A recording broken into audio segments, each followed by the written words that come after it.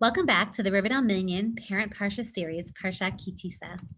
I wanted to talk for a few moments tonight about family dinner. Yay or nay? In 2006, when I was in graduate school, there was a study that came out by Fulkerson that talked about the benefits of having family dinner time together. That the number of family dinners that people had together as a family had a very clear relationship in terms of protective factors against risk factors. In other words, the number of family dinners that people had together seemed to be related to things like positive identity, and it protected against things like eating disorders, drug abuse, hanging out with maybe a faster, riskier crowd of friends, increased parent-child relationships. There were a number of positive things that were coming out of this idea of the more times that families came together to sit around the dining room table, the better they would be. And this was like a very pivotal and critical part of my development around eating disorders and thinking about the value of positive food moments. Early on, in one of my first clients that I treated in my private practice that I worked with, who had a severe eating disorder, she was describing to me how her entire childhood, every night of the week, her family came around the dinner table to have family dinners. And I was thinking to myself, wait a second, this makes no sense. Now, we know that for every rule of a study or every study that comes out that says, yes, doing X, Y, and Z is a protective factor against X, Y, and Z, we know that there are exceptions to the rule. So yes, this could have been a total exception to the rule. But it got my brain thinking a little bit to be a little more curious about the details of a family dinner. And what she described to me was a very powerful scene in which night after night after night on replay, you would have a father disengaged from a mother, and they was fighting at the table because somebody wasn't being present enough. And then one person was looking at their phone and nobody was talking to each other and people were fighting. And it created such a toxic environment that family dinner time actually ended up being a very negative experience. And so it really helped me to think about the fact that family dinner time is only as good as the positive energy that's around it. Now, we all know, because we're human and because we're parents and because we're people, that not all family dinners can be amazing. We are people. We have good days, we have bad days. Our children have good days and bad days. Our spouses have good days and bad days. And we bring those to whatever experiences we have during the day, whether it's a mealtime or anything else. And so not every meal is going to be this happy kumbaya Brady Bunch moment. But I do think one thing that I've really encouraged the parents that I work with, and in terms of my own thinking around what family dinners should look like, and whether or not it is critical for a family to aim to having having a family dinner every single night of the week. I really encourage people to think about what their family structure looks like.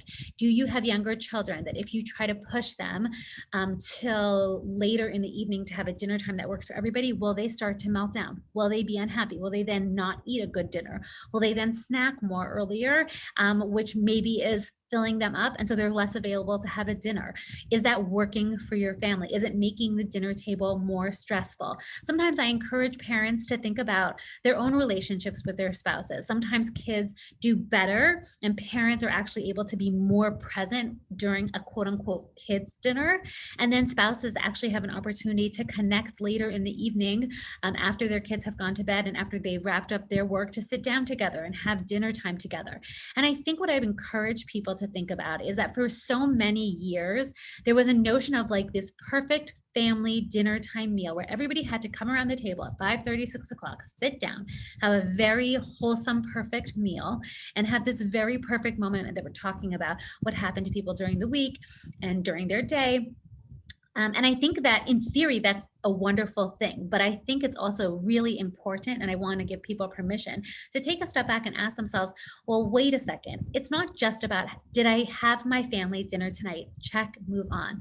It's what is the quality of that? What is the goal of that family dinner? Is it about coming together as a family to connect, to hear about each other's day while we happen to be nourishing ourselves? If that's the case, then sometimes having dinner as an entire family unit at 6 o'clock may not work for your family. And so I encourage people to always take a step back and ask themselves, what's working in my particular family structure? And do I have to orient it different in order to meet the goal of a positive experience around food for both myself, my spouse, and my children. Is it a positive parenting moment for me? Is it a positive parenting moment for my child? And then thinking, do we need to make a change? Do we need to make a shift? And I think that sometimes when people do that, oftentimes parents will come back to me and be like, oh my God, such a game changer. But I'm feeling a little bit sad because I feel like I'm failing at not having a family dinner. And so I'm encouraging people to remember that life is not about being perfect. It's not about checking off a box. I did this and I did that and I can move on. It's about really being able to be thoughtful about the details. It's not just that family dinner study. It's looking into the details of what it means to develop protective factors for our children. And it's about that relationship that's happening around that dinner time table. And everyone's dinner time table might look a little bit different than it might have in 1950 because life is a little more complicated these days. And so I'm encouraging people to think about this in a very nuanced way, in a very thoughtful way, and really try to apply it to your own family dynamics. And sometimes that means playing with things that you wouldn't necessarily have otherwise, and being in touch when something's not working, and when you keep kind of like plowing ahead, even though maybe you need to make a shift. I usually do a Dvar Torah, and I'm not saying that I'm not going to do a Dvar Torah, but I want to just share something with you. For people who know me, they know that I am a loyal, healthful woman podcast. It's a podcast put on by Dr. Nathan Fox. It's an amazing podcast. There is something for everybody to listen to, regardless of gender, regardless of where you are in your stage in life. There's some wonderful podcasts on there. This week, the podcast that dropped was Giving of Yourself, live kidney donation by Aviva Breda. And I was so struck by it that I wanted to share it with all of you. And I just want to share one thing that she said, and then I encourage everybody to go and listen to it yourself. She was talking about the fact that at the end of the podcast, Dr. Fox asked her, like, what did you learn? Like, what did you learn about people? What did you learn about humanity? And she said something so powerful. She said, I learned that people are good. People at their core are good people. They want to help other people and they want to do good in the way that works for them when they know what's available to them, right? Like that people want to help other human beings. And sometimes they just don't know how to help other people. And they hear something that's like, oh my God, that's something that I could do to help somebody else. And it's such a powerful thing. And it got me thinking, I guess in some ways, a little bit about the Parsha, but also about the time period that we're entering. We're about to start, it's like the 4-week countdown now in anticipation of Pesach. And thinking about the fact that the first way that we start Pesach is collecting, we end Purim in some ways. Both Purim and Pesach have a similar mitzvah of collecting money to help other people. And I think that it's such a small thing, but the Pesach story is about ways in which we can help other people. You know, in the times of the Beit HaMikdash, for those people who are doing the Daf Yomi, we just spent a tremendous amount of time talking about how you incorporate other people to your Korban Pesach. Korban Pesach was something you had to do as a community, as a grouping. You had to have little groups of people that you did it together.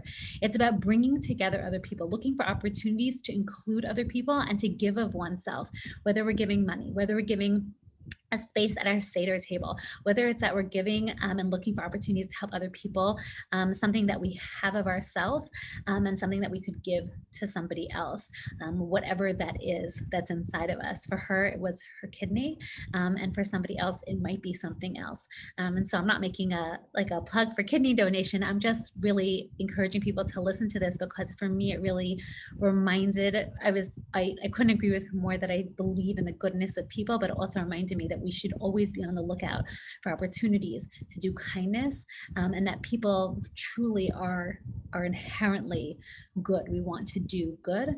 And I think it's an important thing to think about as we enter into the month of Pesach. And a month of inclusion and a month of trying to really think about the other and think about what somebody else needs. Parsha treats. Okay. This week, Parsha actually has a tremendous amount inside it. And so I just gave you 4 different options of things you could do. So first of all, we know that the women gave their rings for the Egel Hazahav, which I don't think was intentional, was Aaron's actual intention at the time. So you can get ring pops. That's very easy. You can also get jelly if you're one of those people who likes jelly chocolate rings. That also might be a very easy, simple thing to do. I think I put in my cart, my grocery cart, those like little rings that you could put on your finger that are fizz rings. That's also very fun. There's also the machatzit hashekel is in this week's parsha. So this person had chocolate coins that it looks like chocolate melts. You could also just get regular chocolate coins. There's also a lot of oil in this week's parsha. It happens to be that I was planning on making the chocolate olive oil cookies. It did not happen last week. So I have a goal that I would like to make them this week. And there's a lot of oil because you have the oil on the anointing a lot, and just oil in general is all over the Mishkan and all over the inauguration of the Mishkan and any of the utensils. I did crumble topping suggestion because the luchot get crumbled. It's a little cheesy, but I think that like it's a very easy, manageable dessert for a lot of people. And so these were just some of the different ideas that I was floating around. There's also a whole section about all the spices that were used in the Mishkan, whether it's with the ketoret. So I think you can definitely do something fun there, like spice cookies or spice meat. Again, that's the other thing. There's a lot of meat stuff going on as we're going to start to get into the korbanot. So if you wanted to do pulled meat, pulled brisket, something like that, that also could definitely be an opportunity. So I think that like one of the important things about these parshiot where you're just looking at it and you're like, what am I going to do? I think trying to dig in a little bit and get a tiny bit creative can go a long way because again, it's just about what we're bringing to the table in terms of conversation, in terms of ideas, in terms of like getting together and thinking about it. That's half the battle. So sometimes it can be obvious, sometimes it can be esoteric, and sometimes it could be a good laugh. I just want to just share one totally funny thing that happened in our house last week. So I had these cupcakes. I put little Laffy Taffies. For anybody who didn't see, you could check that out. I put Laffy Taffies on top of the cupcakes and had it look like a mishkan. Okay, we took a picture, covered it, put it away. I brought it to the table Friday night. I picked it up. It turns out that I put the cupcakes in a warm place. The taffy melted all over down the cupcakes. Everybody looked at me like, what are you serving us? Have you lost your mind completely? Some of the kids had seen it and helped me before. Some kids actually ventured into trying it. And when the kids left the car this morning, and I asked them like, guys, what are we thinking this week, Parsha desserts? One of my daughters looks at me and she says, I might skip the taffy this week. So, it's always important to remember to have a good laugh about our mistakes and a good laugh about our successes. So I wish everybody a Shabbat Shalom and a good week. And I look forward to hearing all the different things that you do in your home.